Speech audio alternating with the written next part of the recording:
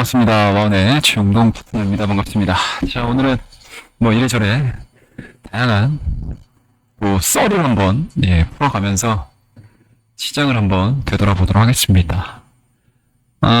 일단은 뭐 국내 증시가 쉽지 않은 상황입니다. 오늘 코스피와 코스닥의 엇갈리는 상승으로 마무리가 된 상황이기 때문에 전체적인 시장에 대한 그림들로 보게 되면 주간 기준이죠. 주간 기준. 네, 주간 기준으로 일단은 뭐 양봉의 흐름들은 그려주기는 했죠.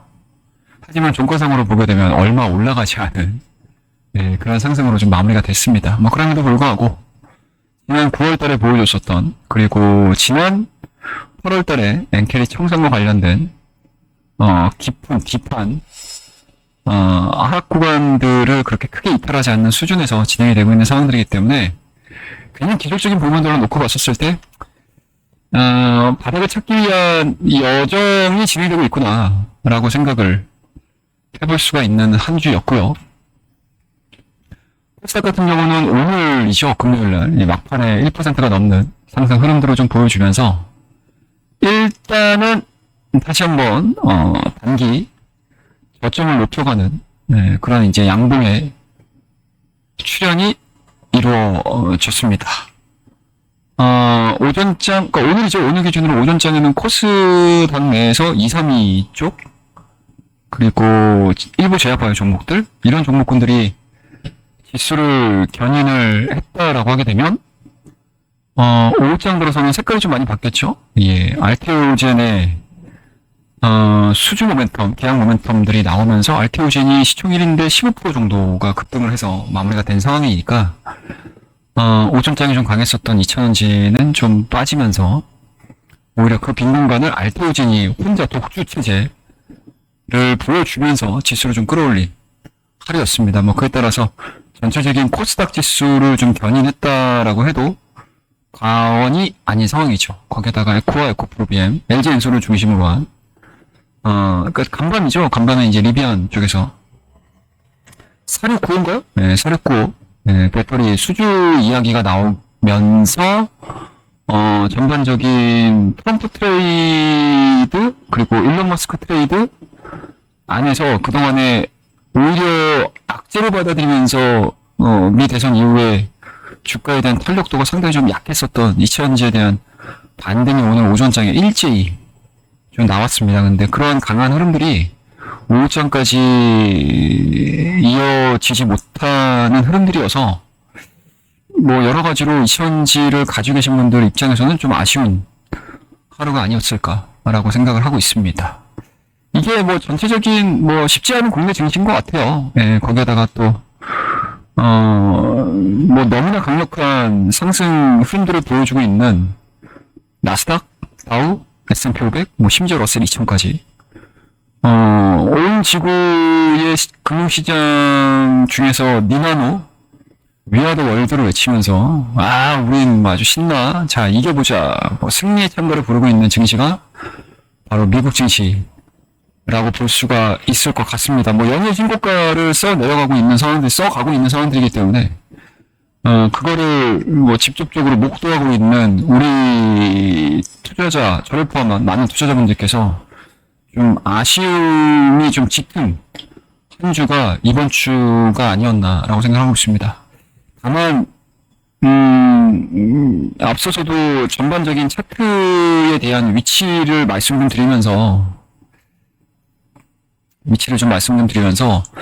추가적인 하락을 안 보여주고 있는 상황이니, 그리고 기술적인 지표상 주가는 흥보하는 과정에서 이러한 기술적인 포인트들은 계속 우상향되는 그러한 그림들을 그려주고 있는 상황들이기 때문에 다음 주 정도가 되게 되면 또 FOMC 금리도 또 인하를 했죠.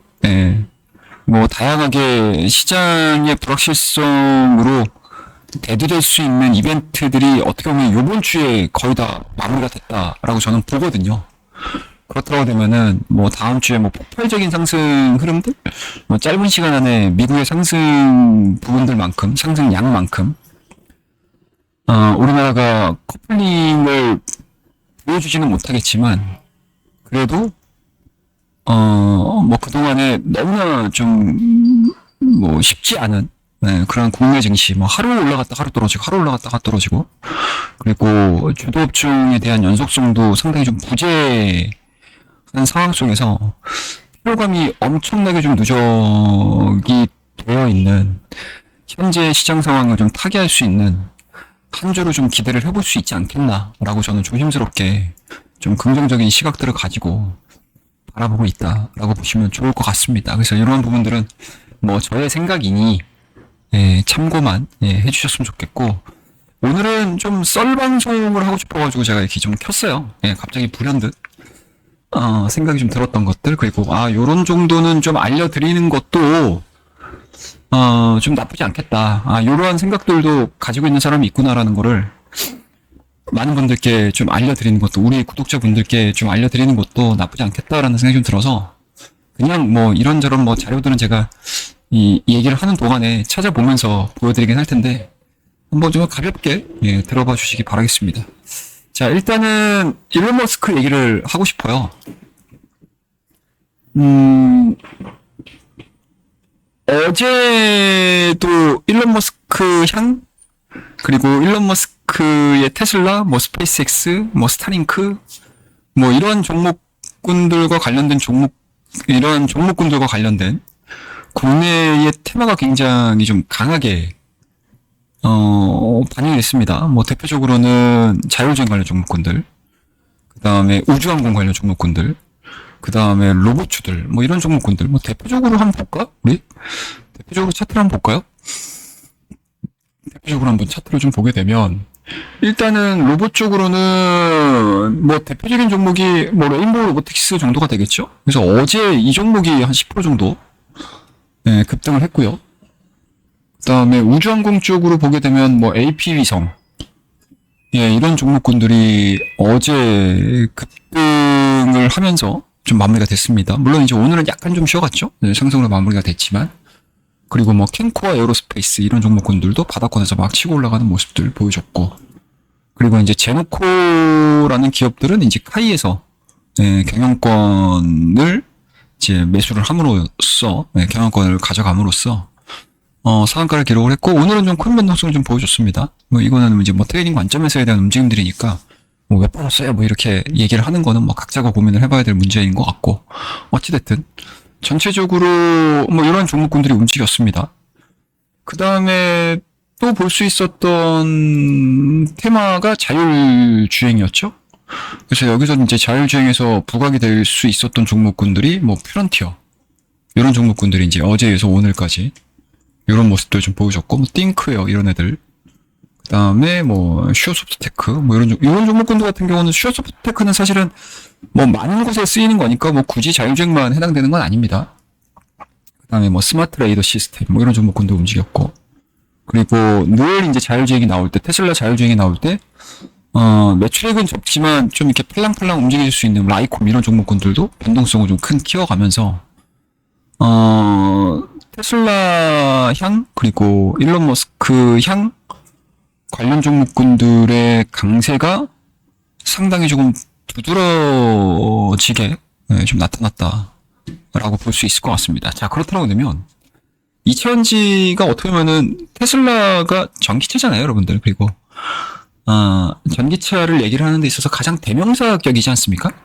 뭐 우리가 뭐 전기차라고 얘기를 하거나 아니면 뭐 테슬라 뭐 이렇게 얘기를 하지 않습니까? 그래서 전기차가 테슬라고 테슬라가 전기차, 이런 그림들인데, 어찌됐든 바이든 해리스 바이든 민주당이 참패를 했습니다.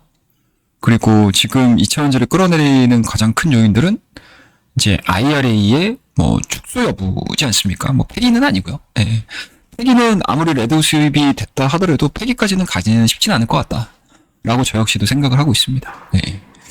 그래서 폐기라는 개념보다는 뭔가 자율 경쟁, 그러니까 의무 구입제 뭐 이런 것들이 폐지가 된다는 얘기잖아요. 그럼 소비자에게 맡긴다는 얘기니까 그런 부분들에서 오는 뭔가 이제 정부에 대한 지원 부분들 자체가 지난 정권보다는 좀 약해지는 거.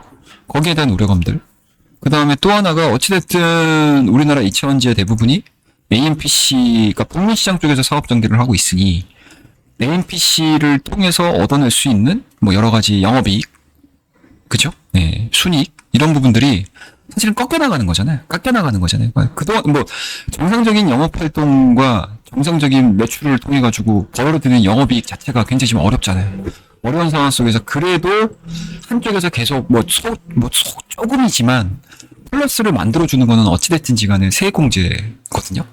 그래서 요번 LG 엔솔의 실적도 보시게 되면 AMPC였잖아요. AMPC가 없었으면은 마이너스로 빠져버리는. 그렇게 지금 어려운 상황들을 좀 진행이 되고 있는 상황 속에서 이 기간이 길어지는 거잖아요. 지금 시장에서. 길어진다고 얘기를 하지 않습니까? 뭐 내년까지도 좀 쉽지 않을 것 같다라는 전망들이 나오고 있는 상황들이기 때문에 이러한 그러니까 업계 상황 속에서 정부의 AMPC까지 보조금까지 축소가 된다라고 하게 되면 지금도 보릿고개라고 하는데 더 쉽지 않은 보릿고개가 남아있다? 그러면 어떤 투자자가 남아있겠습니까?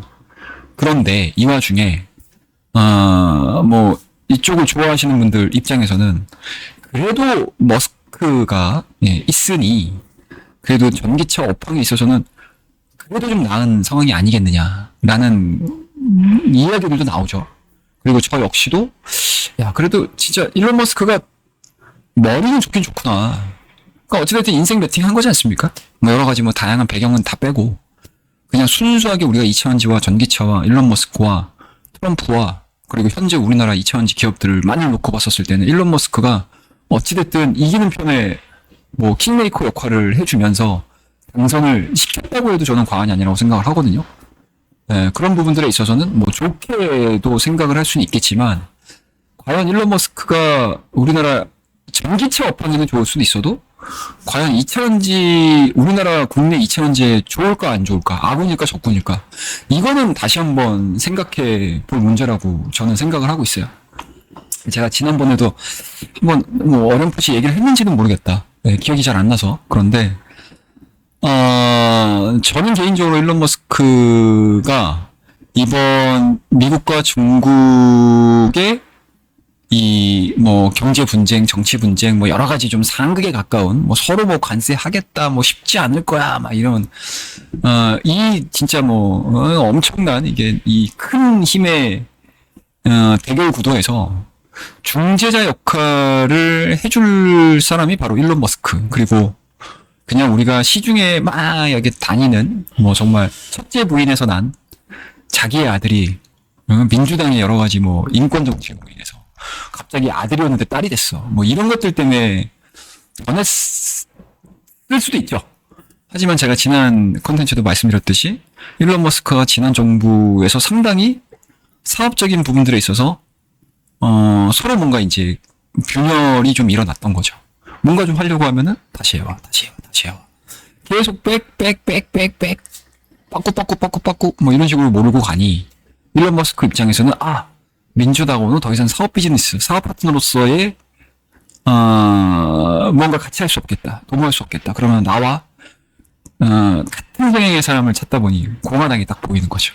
그리고 이번에는 트럼프를 내가 그냥 앞에 나서가지고 진두지휘 끝에 당선을 시키게 되면 현재 지금 일론 머스크가 꿈꾸고 있는 이 일론 머스크 제국을 완성하기 위한 마지막 마침표를 이번 정권에서 나는 이루리라!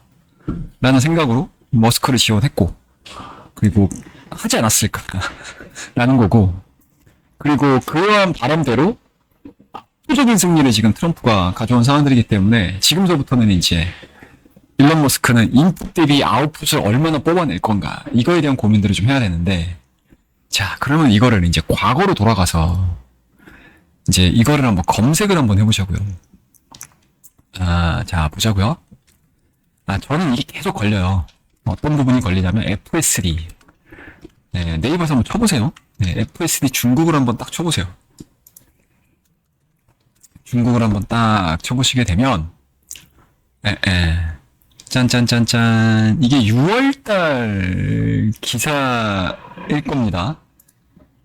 네, 여기죠 여기 이게 6월달이에요 6월달 6월 달입니다. 보시게 되면 테슬라 중국 FSD 테스트 승인입니다. 그러니까 지금 미국에서는 테스트 승인을 안 내줘요. 안 내줍니다. 그때 당시에 그래가지고 여기 가자, 중국으로 가자. 테슬라가 중국 일부 지역에서 첨단 보조 시스템인 FSD 테스트 승인을 받았다. 이는 중국 운전자에게 이 기능을 출시하기 위한 필수 단계를 알려줬다.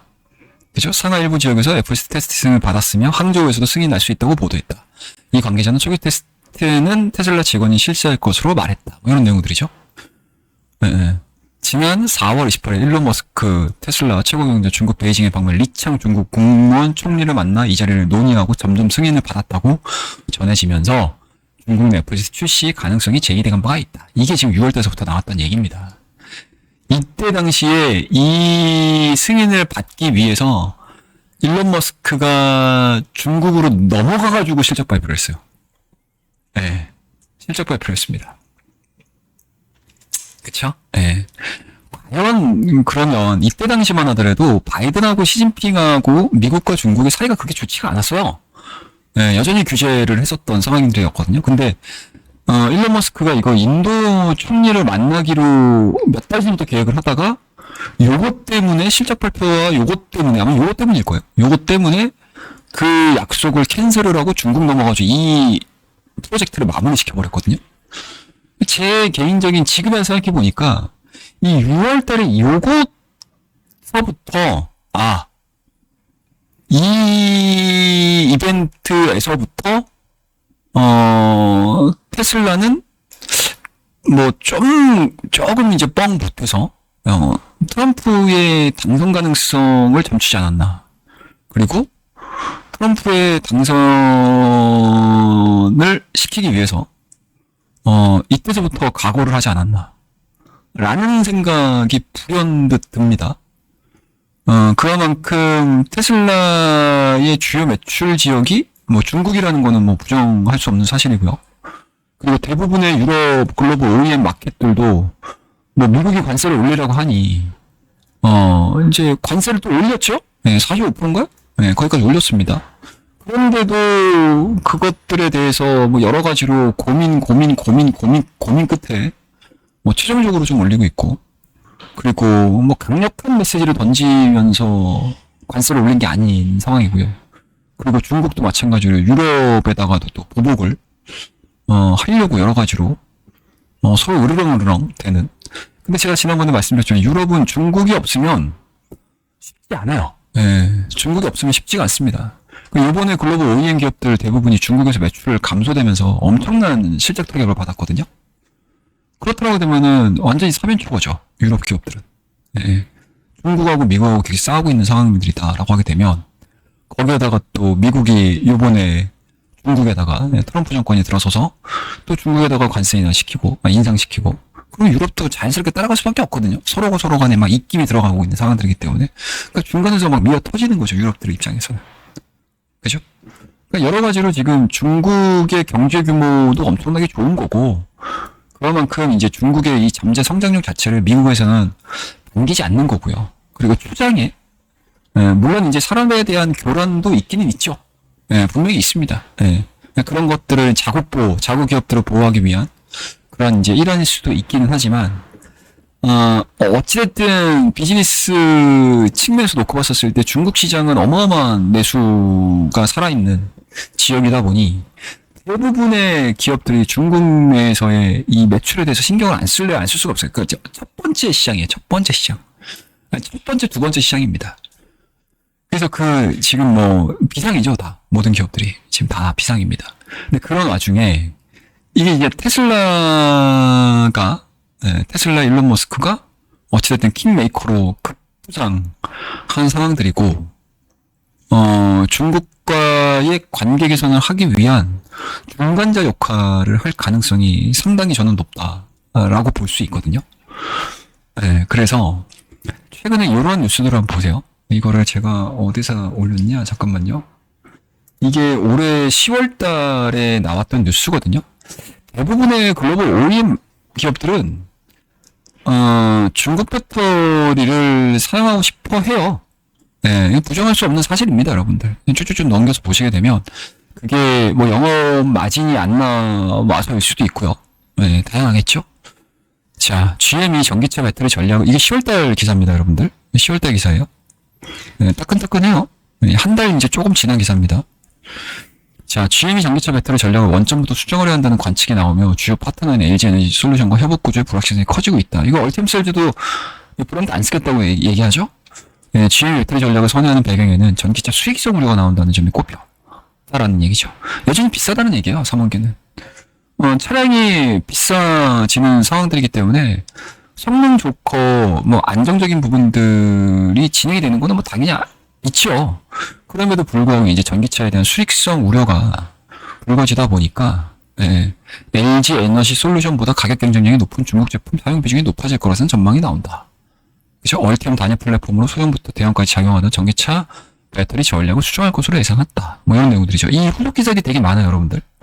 그래서 얼티엄 브랜드로 일어났던 과거에서 벗어나 완전히 새로운 방식을 추진하는 모습이다. 뭐 이런 것들입니다. 네. 전기차 배터리에서 더 이상 얼티엄이라는 브랜드와 하지 않을 것 입장을 내놨고, 네, 이런 부분들이 좀 있죠. 네.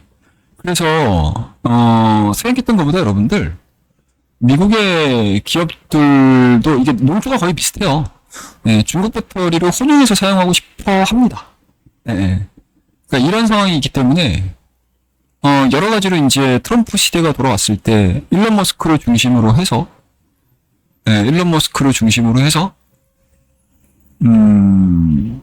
과연 중국과의 관계 개선을 불러일으킬 것이냐라는 점이고요.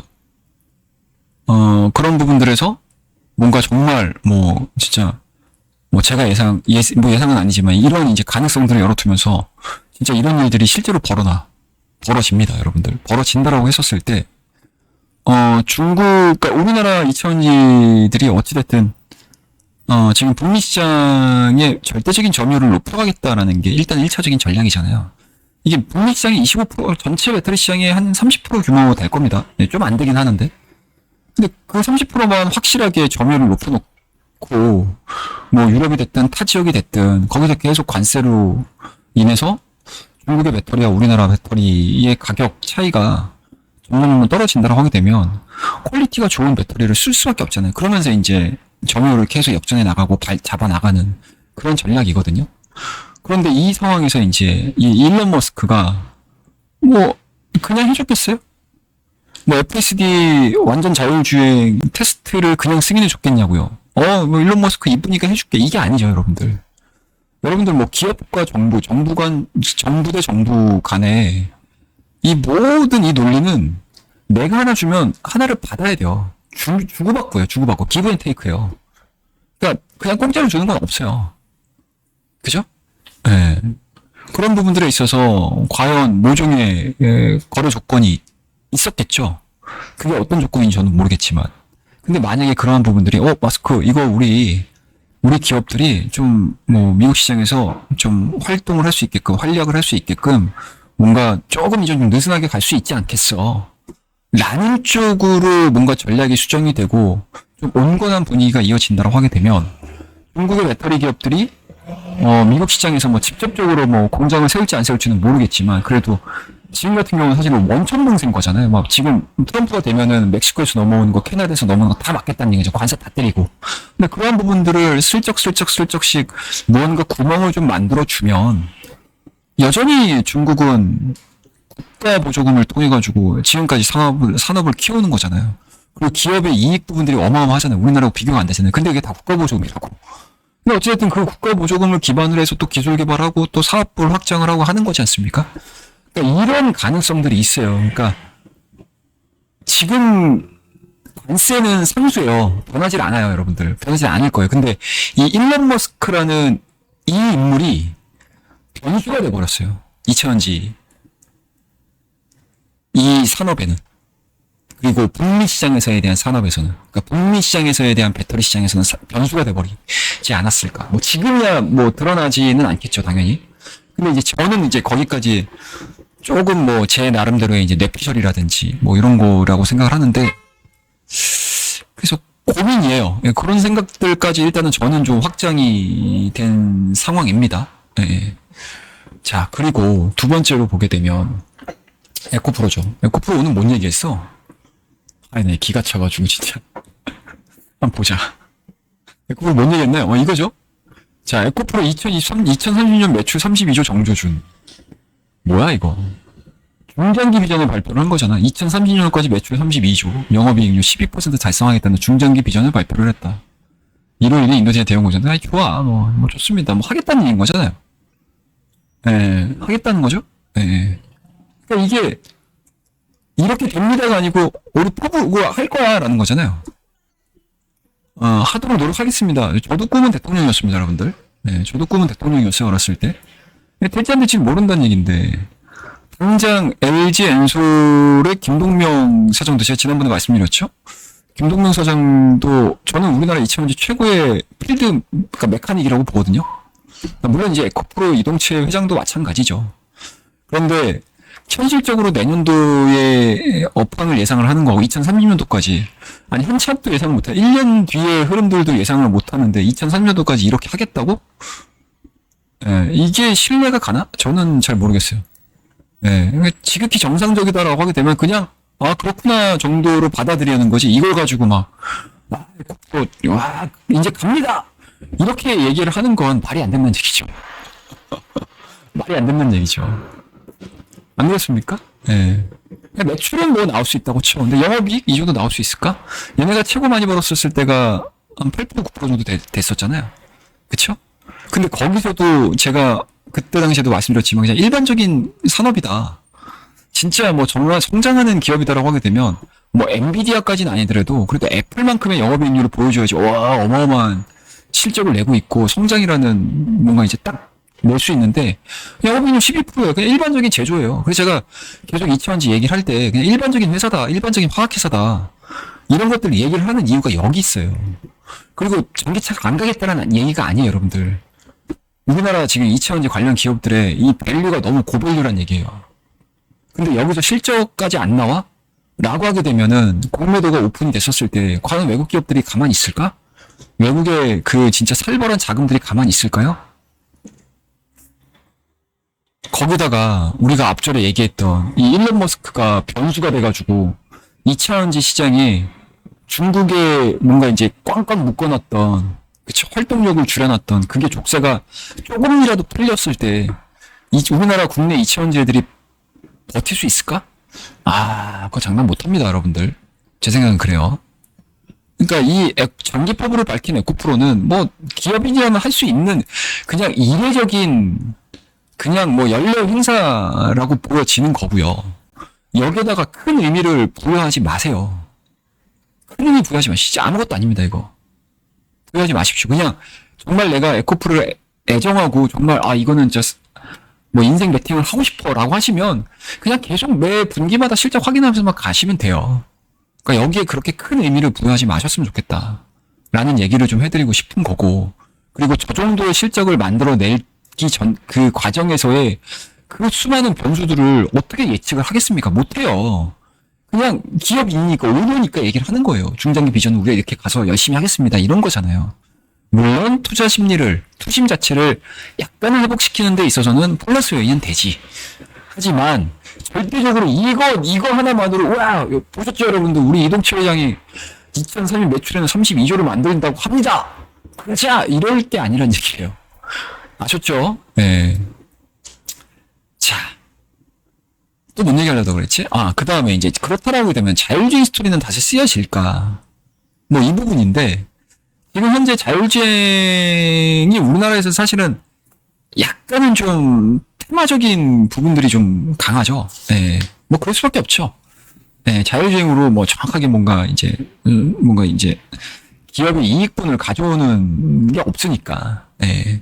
진짜 테슬라가 FSD를 전 세계적으로 이제 상용화를 시켜서 진행을 한다라고 하게 되면 이제 개발 붐이 또 일어나면서 거기서 이제 돈을 버는 기업들이 있을 수는 있겠죠. 근데 아직까지 우리나라는 요 자율주행에 대한 테마 정도의 주가 흐름들이다.